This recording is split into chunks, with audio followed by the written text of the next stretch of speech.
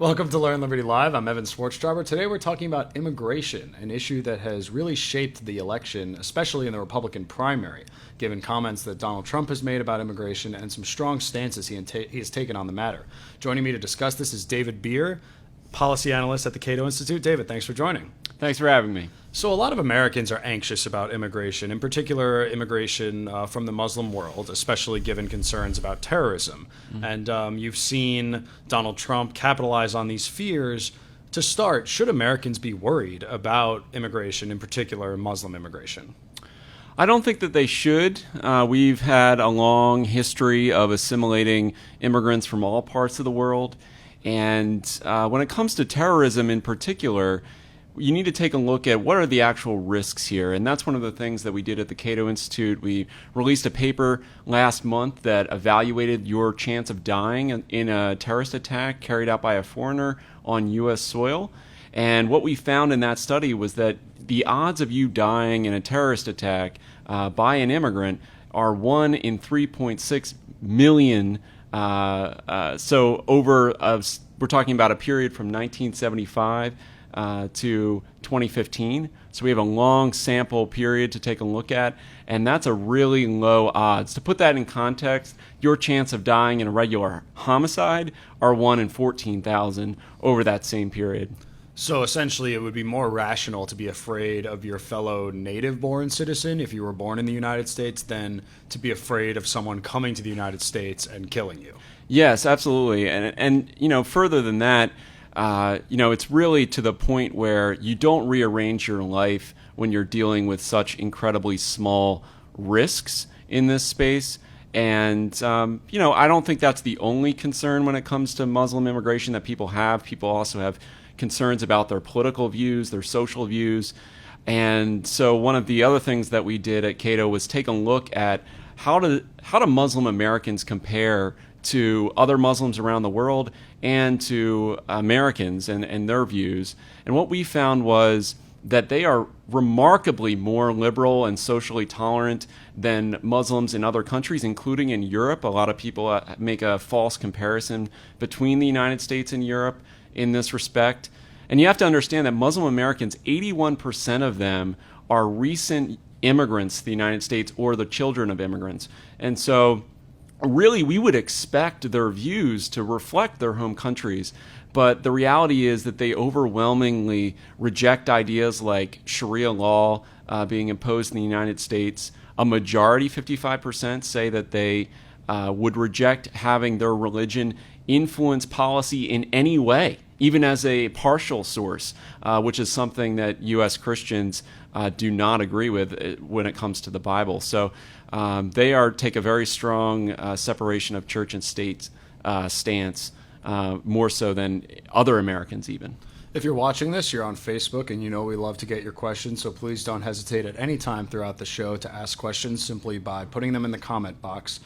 You could also reach us on Twitter, so we'll look forward to those and try to get to all of them before the end of the show. So, David, you mentioned how it would be silly to rearrange your whole life based on such a small risk, and maybe that raises the question of whether we should be arranging policy based on such a small risk, especially when the study that Cato did asks policymakers to weigh the values that immigrants bring to the country, not just the risk. So maybe you've debunked the notion that they're bringing a big risk with them, especially Muslim Americans who do share our values more so than you would expect from recent immigrants. Yeah. But are they also are they benefiting America? Yes. Are they benefiting native-born Americans who might be concerned about job loss, things like that?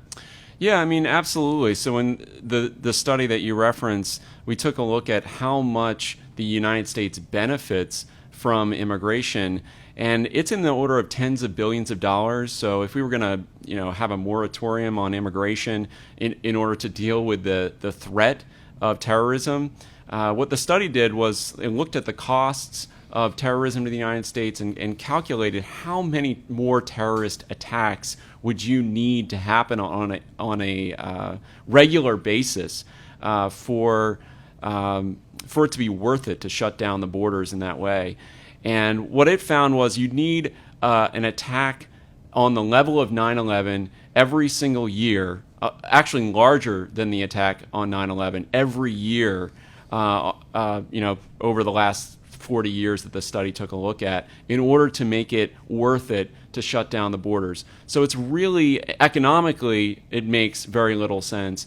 And there are a lot of other reasons why, in particular, discriminating against Muslim immigrants is a really bad idea, especially when you're trying to convince them to adopt your values of freedom and democracy.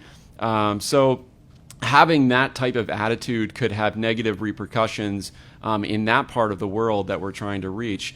One of the analogies that I like to use is if you look at our Cold War strategy when it came to immigration, it was bring as many of them in as possible. If anyone wants to flee a Soviet-dominated country, a communist country, let them in. We'll take them in. We won't send you back to communism. And that's because we wanted to embarrass those people. We wanted to demonstrate what a wrong path this was and show ourselves as that light on a hill, as Reagan put it.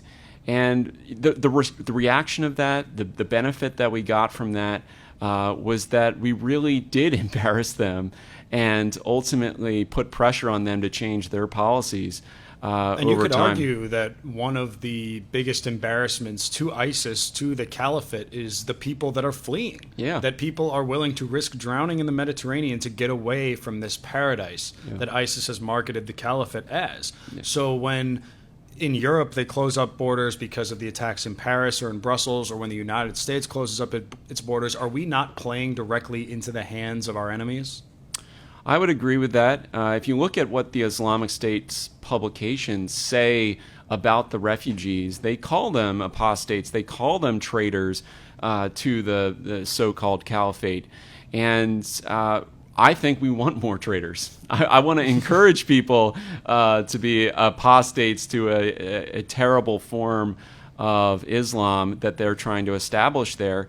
And really, it's had a positive impact already. If you read the stories, and I went through and documented, a whole host of cases of Syrian refugees who came to the United States, and they all said we were skeptical. We wanted to get out of our camps, but we were skeptical of the United States. We had heard the propaganda. We had heard the stories of depravity and sinfulness and all of these things, and then we've experienced the overwhelming kindness of the American people.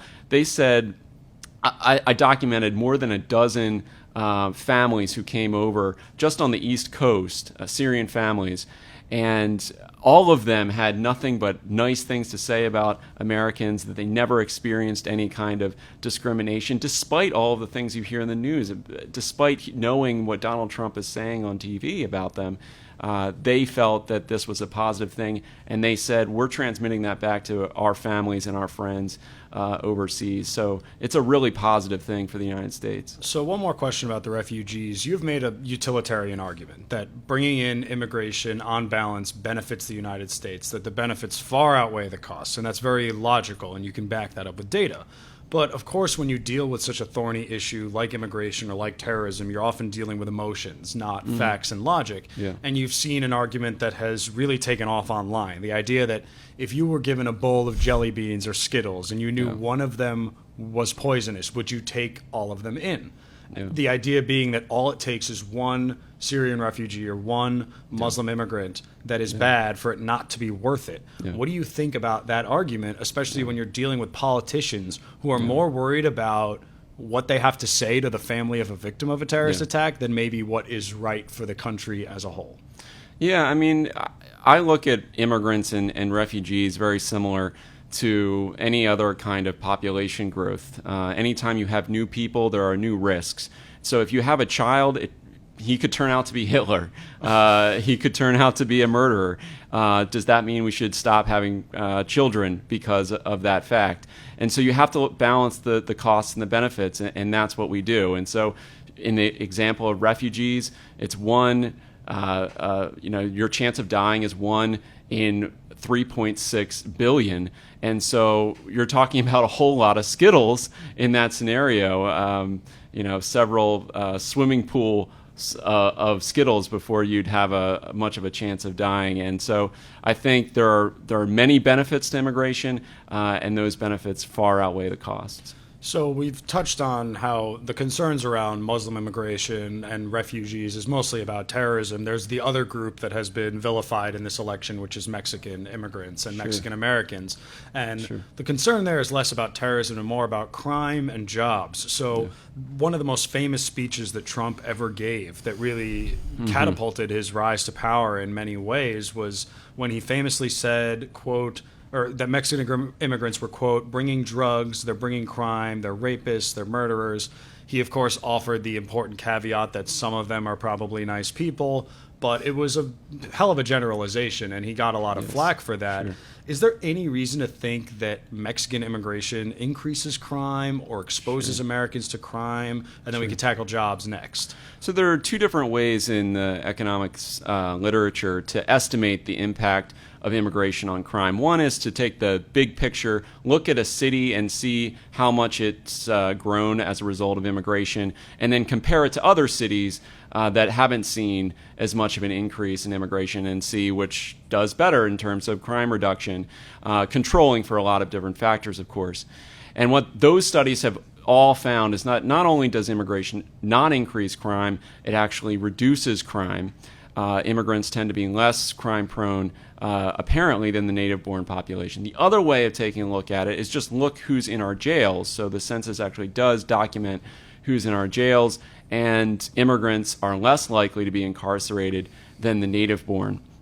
So there's actually a third argument that a lot of people don't understand, but it's reflected in the fact that during the 1990s, we had the largest increase in immigration in recent years, mostly from Mexico, and we had the largest reduction in violent crime over a generation during that period of time. And what ends up happening is that immigrants, because they're less likely to be incarcerated and they're less likely to commit crimes, they actually reduce the crime level of the native-born population. And that's because when you throw in lower crime population, fewer criminals can make contacts with other criminals. So you actually reduce the crime level by disrupting criminal networking. And that's actually a really important benefit of Mexican immigration as well. So you've mentioned how there have been previous populations that have assimilated into the United States, and they went through similar challenges where there was skepticism, Irish Catholics, Italian Americans, Asian immigrants, take your pick.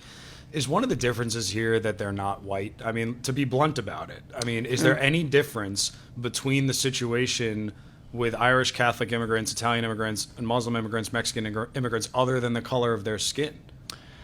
I don't think so. If you look back and see how Eastern European immigrants were described, they weren't described as white. They weren't included in the statistics of white people. And so really, they viewed them as a different race, a lower race of people who were going to disrupt the gene pool of the United States and make us all much more like their home countries. The other thing that you have to take into consideration is that there was some valid concerns about Catholic immigration in the early 20th century, and that's because the popes, if you go back and you read what the popes were saying in the early 20th century about democracy, individual rights, and freedom of religion, they were vehemently against all three. Our founding values, the values of the Enlightenment. Yeah, so the Protestant majority in the United States negatively reacted to this and said, look at these people who are coming in, they're going to destroy our way of life. And what ended up happening, of course, is that they ended up being champions of those values as time went on. And JFK eventually became president despite being a Catholic, and it was a big deal. And that's why it was a big deal. And so we actually have a pretty good precedent for assimilating a group of people who had presumably values that were very different from our own and ultimately resulted in a cohesive melting pot, if you will. And not only that, if you look at the Catholic example, Catholics in America actually changed the Catholic Church. In 1965, the Catholic Church flipped its position on religious freedom and said, no, we actually agree with this principle of separation of church and state. And that's a really interesting argument because you could analogize that to Muslim Americans and say if Muslim Americans are more in favor of American values than Muslims in the Arab world or Muslims in Europe, then maybe us being leaders in accepting more refugees and allowing more immigration, the Muslim American population could be a shining city on the hill for that religious group, as people can see the success we've had here as opposed to places that are more problematic that people might be concerned about. I do want to get to jobs a little bit later in the show, but we have a couple questions from the audience, so thank you, viewers. Nathan Woodruff asks, are closed borders compatible with liberty? Nathan, thanks for the question. I do not think so. I think as American citizens, we have the rights to associate with people born throughout the world. And so the idea that somehow we can limit freedom of Americans to interact in this way, and we still have a free market and a libertarian society, is just something that I don't understand. I think that there are many rights that we lose out on when we suddenly say we're going to prevent people from entering the United States. Just to use one example, if you couldn't allow any immigration, your right to marry would be severely limited to only people who were born in the United States. And so that's just one of many rights that would be circumscribed by such a policy. Yeah, and then freedom of movement too, freedom of labor. The tech industry talks a lot about the challenge of not having enough high-tech immigration visas, whereas a lot of the concern in some of the parts of the country that have been disrupted by globalization is more about low-skilled immigration. Tech companies are saying, there are plenty of Americans out of work, but maybe there aren't enough engineers among unemployed Americans, and we need to open that up. So closed borders might be incompatible with the idea of work needing to be able to travel to where it is needed. Yeah, absolutely. I think anytime you're talking about limiting the ability of employers to hire the people that they want to hire, you're limiting the free markets, obviously limiting the ability of workers to go where the work is most demanded.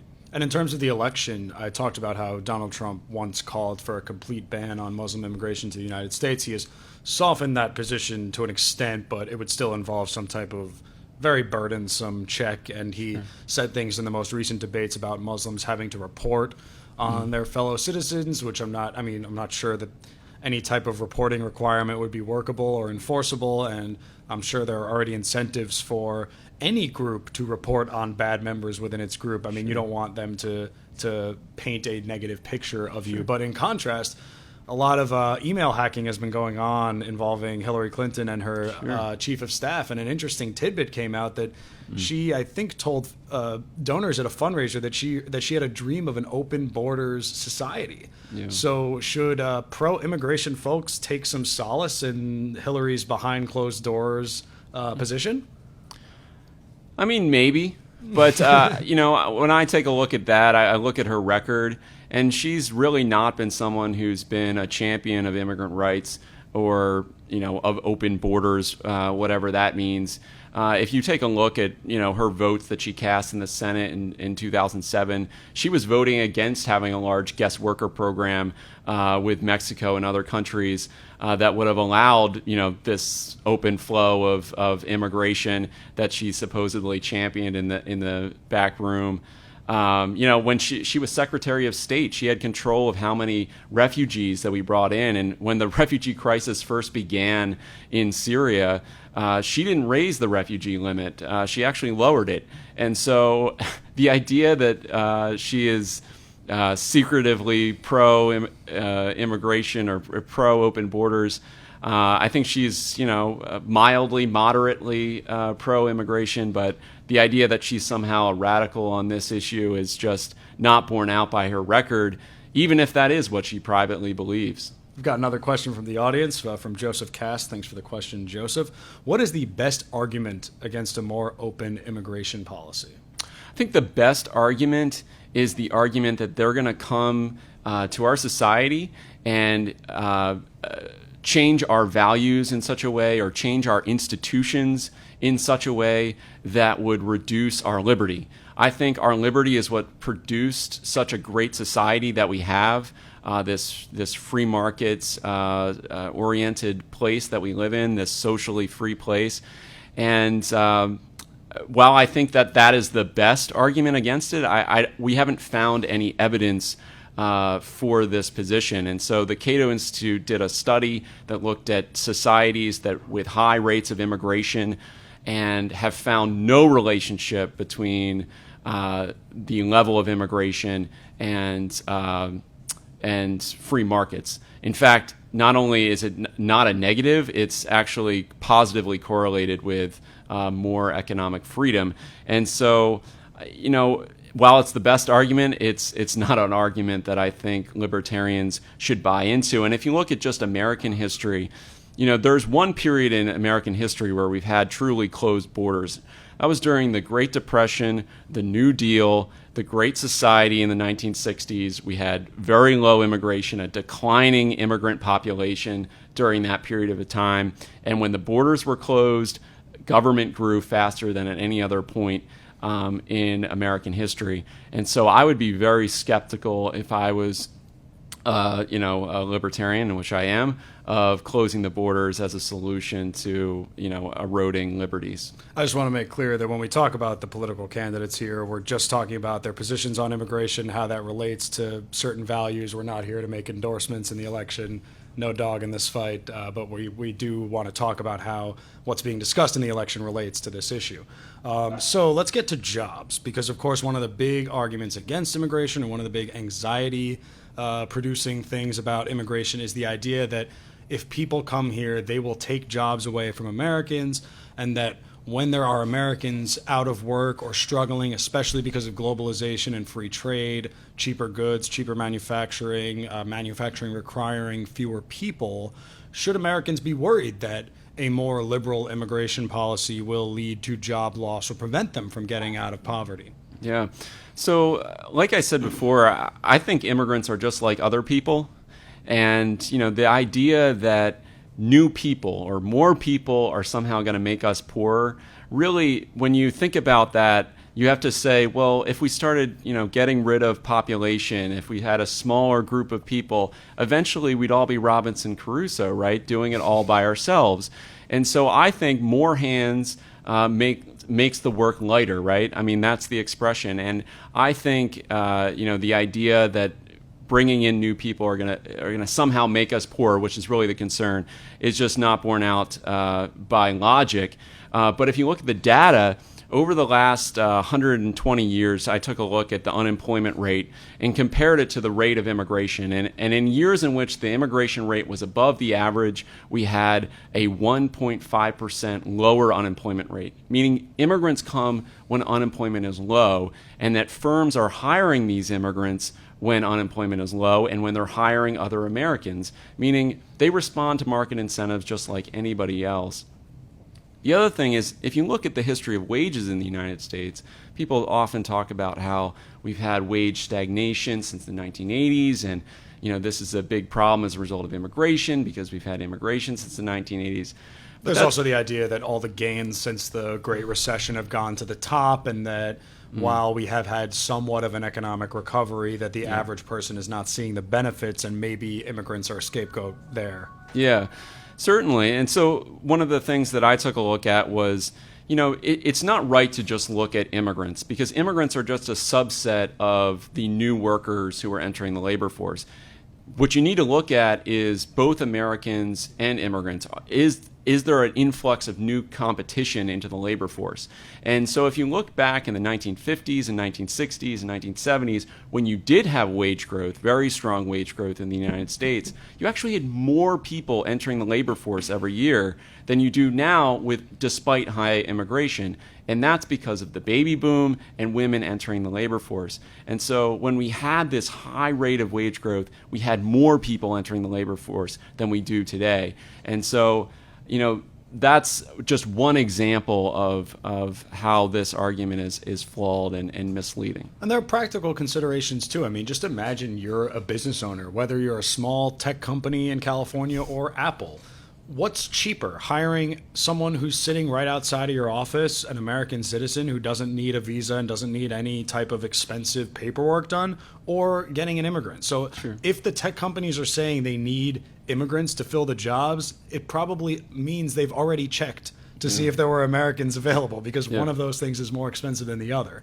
And it's kind of, I guess it's difficult to make these arguments when there's so much hysteria over job loss, but really it's very expensive and the process is not simple. And anyone who has a friend who was born in another country who wants to work in the United States, they know that it's expensive and onerous. So really, I mean, there are practical reasons why Americans would be the first choice for any company, because it's easier. Yeah, it's interesting. When they dispense the high-skilled visas, they have a period of time where companies can apply for these visas. And what I did was compare how long it takes before we reach the limit on the number of visas and look at the unemployment rate in the industries that are requesting them. And it's always inversely correlated. So high unemployment means very long time before we reach the cap. When it's low unemployment, the reverse is the case. We use up the visas like that. And that means that market forces are acting. We're hiring people when we're hiring Americans. When we're hiring immigrants, we're hiring Americans. And so it's just not correct to conclude that somehow high-skilled immigrants are replacing American workers. So we've got more questions from the audience. Mark Scribner asks, why has much of the American right latched onto an anti-immigration philosophy that originated on the anti-population growth environmentalist far left? So I guess his question is, how did this anti-immigration thing, which started out as just more people equals worse environment, but now it's so closely associated with the right and the left is so pro-immigration? Thanks, Mark, for the question. Well, two things happened. The left moved more towards the pro-immigration side in the 1990s and in the 2000s as a result of the fact that they had many immigrants moving into their districts, and they had to choose between the anti-immigrant environmentalist left, like the Sierra Club, who were saying, warning of the dangers of overpopulation. And the other thing that happened that was on the right, you had a group of several groups who sprung up as a result of the radical environmentalist movement, the Center for Immigration Studies and Numbers USA, which is all about the number of people in the United States and wanting to reduce it. These groups were founded by a radical environmentalist named John Tanton in the late 1970s. And his whole idea was that we can reduce the population of the United States, but we need to appeal to these essentially nativist people in the United States who oppose immigration. So it's an alliance of convenience between people who otherwise probably don't agree on much, but on this one issue they saw that they could promote it together. Yeah, so they essentially reached out and made this an issue among the right, saying that it's going to destroy the Republican Party, it's going to destroy conservative values because immigrants aren't conservative, supposedly. And so they ultimately pushed the Republican Party to adopt a much more hard line on immigration that we've seen in this election. So it's sort of a dual thing, both parties moving in opposite directions. And it's interesting that there is that fear among Republicans and conservatives that immigrants will tip the scales towards Democrats, because we saw, at least in, I think, the election in 2000 and 2004, George W. Bush won 40% of Hispanic voters. So that was a fairly high margin given that he was a Republican. And then that went down significantly when Mitt Romney lost. So maybe there is a trend where if you talk poorly about immigrants, they tend not to vote for you. It's not so much about whether you let them into the country, but how you treat them when they arrive. So we've got another question from the audience from Jim Feldkircher. I apologize if that is not how you pronounce your name. Only 19 terrorists took down the World Trade Center, Pentagon attack, and Flight 93. This devastated the free world and threw us into a never-ending world. The vetting process is not perfect. Therefore, what is the acceptable margin of error with vetting? So most of the terrorist attacks that have been carried out in recent years were actually carried out by either permanent residents who were came over as children, young children. The Boston bombers is a good example, or native-born Americans. And so, it's just not correct to say that the vetting is the main problem. Now, it's true on 9/11, many of them used tourist visas in order to come here. We have updated our vetting process since 9/11 to include biometric background checks, fingerprints, and so forth when they arrive in the United States, and that's good. So we have improved on the vetting side. I think that would have prevented many of those people from getting through. But like I said before, in this study where we took a look at the risk of terrorism, it's 1 in 3.6 million your chance of dying. And the study took a look at the financial benefits and the financial costs, and it's not close. Immigration is a huge benefit to the United States and tourism too. So we wouldn't want to shut that off either. Got another question from the audience from Christopher Kemenezi. Again, apologies for the butchering of last names. When it comes to culture, isn't there an argument to be made for restrictive immigration, especially considering that Mexico has shared a border with us for a very long time, but their culture has not allowed it to develop the institutions we have and has led to a culture of corruption?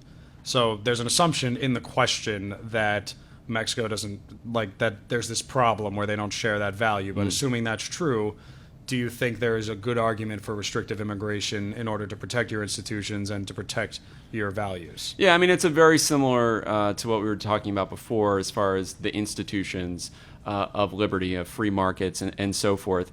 And what we found is that immigrants do assimilate. Another study that the Cato Institute did took a look at the actual issue-by-issue positions of immigrants versus the native-born, and they're statistically insignificant. Now, it is true that a lot of studies, they talk about Hispanics and treat them as if they're representative of the entire immigrant population in the United States. And, that's not the correct way of looking at it. A lot of immigrants from Latin America actually stop identifying as Hispanic over several generations. So you really need to dial in and look at who, the generation, was their parent born overseas or not. And so that's what we did, as opposed to looking at ethnicity, which is not the same thing as immigration. And so as far as Mexico is concerned, what we've seen in Mexico as a result, and at the same time that they've had this huge influx of immigration, is that they've modernized to a great degree as a result of our open trade and open immigration policies, and have hugely benefited from our policies. And so if we want to have a developed neighbor, having immigration is a great way to do that. Yeah, especially when you have things like remittance payments. There are countries all over the world whose economies depend on people coming to the United States and sending money home. And that's not to say that they don't contribute to the American economy, because there are taxes and the money they spend while they're here. Yeah. But like you said, if you want countries to develop and fewer of their people feeling like they need to leave, then you want to allow them to come here and work. An important point on Mexican immigration is that we have a very long history of relationships with northern Mexican people. And so that's who primarily came over in the big wave during the 1990s, were immigrants from this region in the north of Mexico, right along the border, and they are the most libertarian of any group in the in Mexico. And so we really benefited from having this entrepreneurial, free market oriented class from Mexico come to the United States, and really have seen how hardworking they are. They have higher than average labor force participation rates and employment rates. And so we've really benefited from Mexican immigration to the United States. Got another question from the audience from Aris Nunez. Aris, thank you for the question. What about national security or people from countries with pandemic diseases? You support no borders? Question. So national security we've talked about to a pretty good extent already. I do support restricting instances in which individuals have pandemic diseases. I think health screening is a legitimate part of immigration enforcement. And, I ultimately, some people may get through. There's always that that risk. But what we've seen is, in general, we overreact to these types of scenarios rather than underreact. And so, I think we have to weigh both the costs and the benefits, again, of saying no immigrants at all versus some risk that they might have a disease. Would you say that the hoopla over the Zika virus is an example of an overreaction or an appropriate reaction? I haven't studied the Zika virus enough to know whether, in our response, to say whether it's an overreaction or an underreaction. But I haven't studied it either, and that's probably because it hasn't made its way to D.C. yet, so fingers crossed. So we've got another question from Josh Oldham. Josh, thanks for the question. How does freer immigration influence foreign countries' politics? Is there good evidence that it has a liberalizing effect on countries that are losing citizens and taxpayers? Yes, there is good evidence that competition in borders has a positive impact on sending countries. A really good example of this effect is during the 19th century. It was the United States who really took a strong position on open emigration from Europe and fought these regimes in Prussia and Italy and said, no, you have to allow your citizens to leave. And that ultimately resulted in huge numbers of immigrants coming from these German areas and Italian areas, and those governments were formed and moved toward democracy during that period. And that's a really good, really good example. During World War I, we actually did the opposite thing. We restricted immigration, we cut off the flow of open immigration, and Germany and Italy moved the opposite direction towards fascism. Not saying that fascism was necessarily a result of our border controls or our limits on immigration, but it certainly did have harmful effects nonetheless on certainly Jews who were fleeing those countries. So I absolutely do believe that immigration can have a positive impact on the sending countries' institutions. So we've talked about a lot of things. One issue we did not get to is the safety net and this notion of anchor babies. And you've heard this pejorative used a lot, mostly from a lot of nativist circles and many on the right. This idea that because we have in the 14th Amendment this provision that anyone born on U.S. soil is automatically a citizen, that's created a moral hazard, and people are coming over to the United States specifically with the goal of having a child so that they can leech off of the welfare state. And there's this fear that people are coming to the United States not to work necessarily, but to take advantage of things like emergency rooms, public education, and welfare programs. Is that a valid concern? You make good arguments that immigrants contribute to the economy and don't steal jobs and don't commit crime and don't commit terrorist attacks. Yeah. But what about this notion that immigrants come and bog down the welfare state, burdening taxpayers? Yeah, I mean, this is an argument really that Milton Friedman started when he said that you can't have free immigration and a welfare state. But if you look at all of Milton Friedman's comments in the speech in which he said that, he said illegal immigration is good because we know that the people who are coming are not eligible for welfare benefits. And so as long as they're in that illegal status. So really the only disagreement that I have with Milton Friedman on this subject is whether or not you can have a legal status in which people come and aren't eligible for benefits, just like as if they're in an illegal status. So the question is, does that status exist now? Yes, it does. We have many temporary guest worker programs in which people come over, they're not eligible for benefits. Any tourist who comes over, not eligible for any kind of welfare benefits. So there's a variety of mechanisms for bringing in immigration where they're not eligible for any types of means-tested benefits. The other thing that is already in current law is that legal permanent residents who first arrived, permanent immigrants, who come here are barred from any benefits for 5 years. So they have to work before they're eligible for any types of benefits. These are all good restrictions, and the end result of them, the National Academy of Sciences just did a report on the fiscal effects of immigration, and what they found was that for all skill categories, whether it's high skill or low skill, they're fiscally beneficial to the United States. Overall, they pay more in taxes than they cost in revenue. The only class that's not is the lowest class, which is the high school dropouts.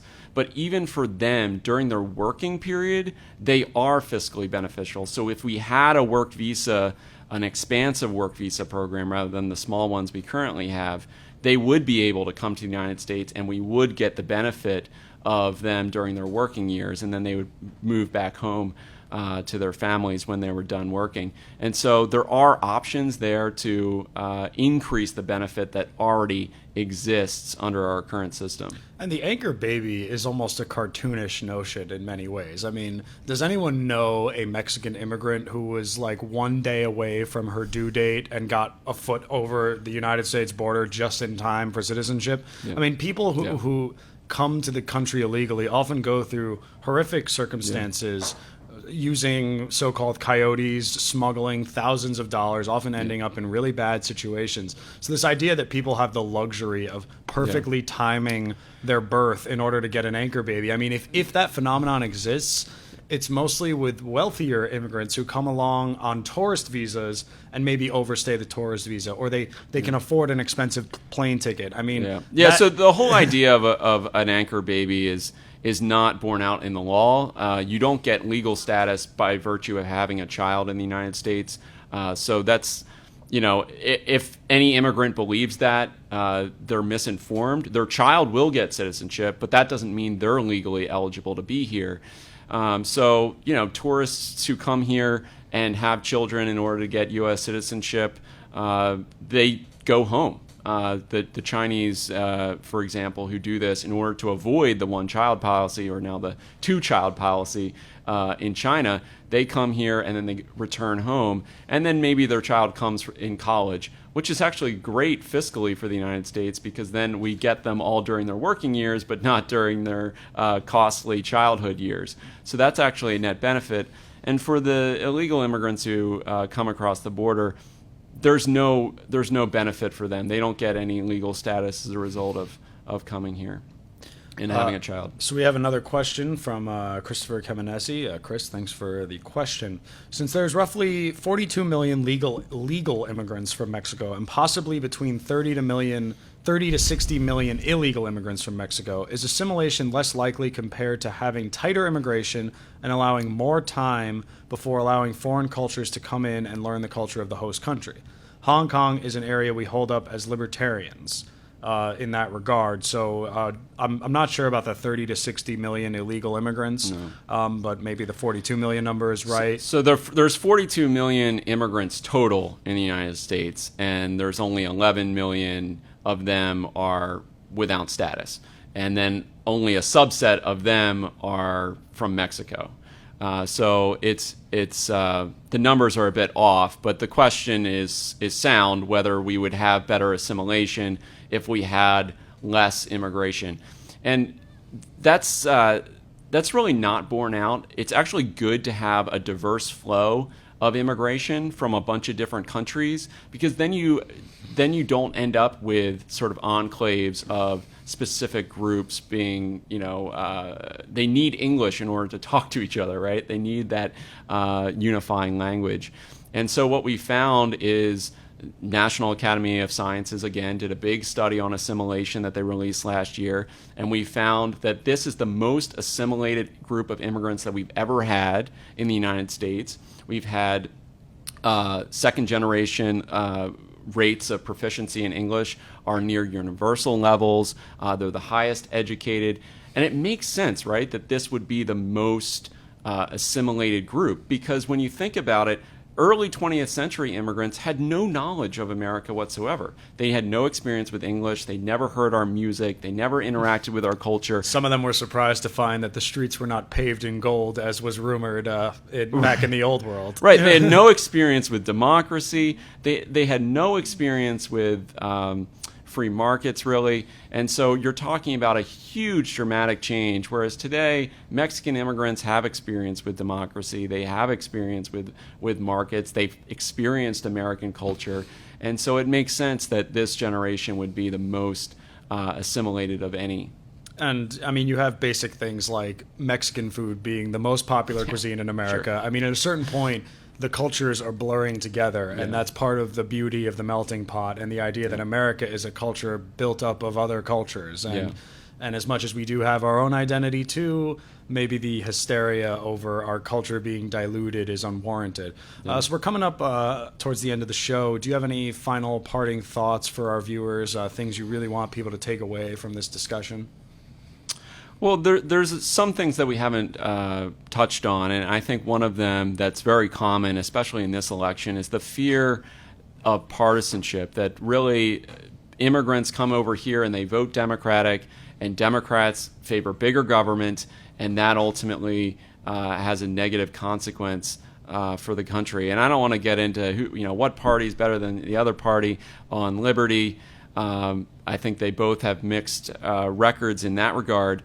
But one of the things that's interesting to take a look at is if you actually look at who controls Congress when immigration is high, when there's a large number of immigrants. The Republican Party pretty much only controls Congress when immigration is high.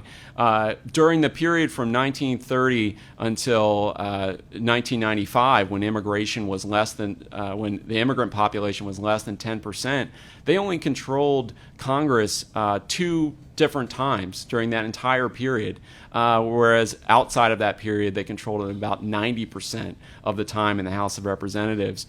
And so whatever the explanation is for that, it just isn't borne out that Republicans do worse when immigration is high.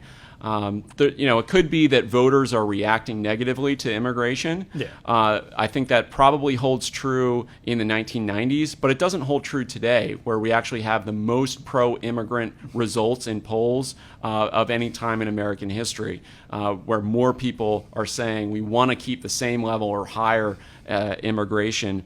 And the other thing is, the other possible explanation for this is that if you chart the power of unions compared to the number of immigrants, these are inversely correlated, meaning we have lower union membership when immigration is really high. And that makes sense because immigrants show up, they're not part of the union, and they actually create more labor competition and a more competitive labor market. And unions are a big part of the Democratic coalition. And that kind of gets to the generational split and the old left versus the new left. You mentioned how there's a disagreement on environmental policy and how that relates to immigration. There's probably also a disagreement between old labor unions whose primary concern is protecting their membership, as opposed to the new, younger Democrats who might think that unions are outdated and that immigration is a net gain, even for anti-immigrant politicians who seem to be able to get elected as a result of high immigration. Yeah, absolutely.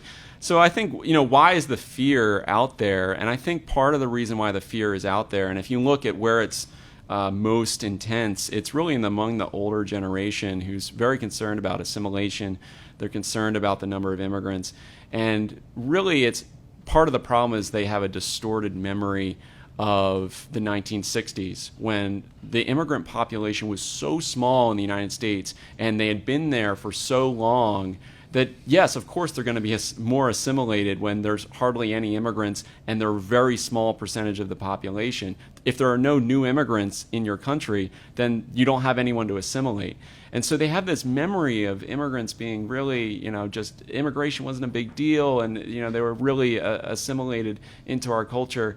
And so we're dealing with a memory that's really not applicable to the current scenario. And that's really what we're up against. Yeah, and in fairness to the United States, I mean, we've obviously talked about the U.S. and its immigration policy, but this is a global phenomenon. I mean, we're seeing this all over the world. It's not just Donald Trump talking about this. You have Marine Le Pen in France. You have parties in Germany. You had Austria go through something. The Brexit was motivated in part by immigration. So globalization, job loss, immigration, these are things that are affecting a lot of countries. And while we're coping with it in different ways, America America is not unique in this discussion, and this is something that's happening all over the world, and it's a great topic of discussion, and I'm really glad you joined the show to talk about it. So my guest has been David Bier, policy analyst at the Cato Institute. Thanks for joining, David. Thanks for having me. See you guys next week. Thanks for watching.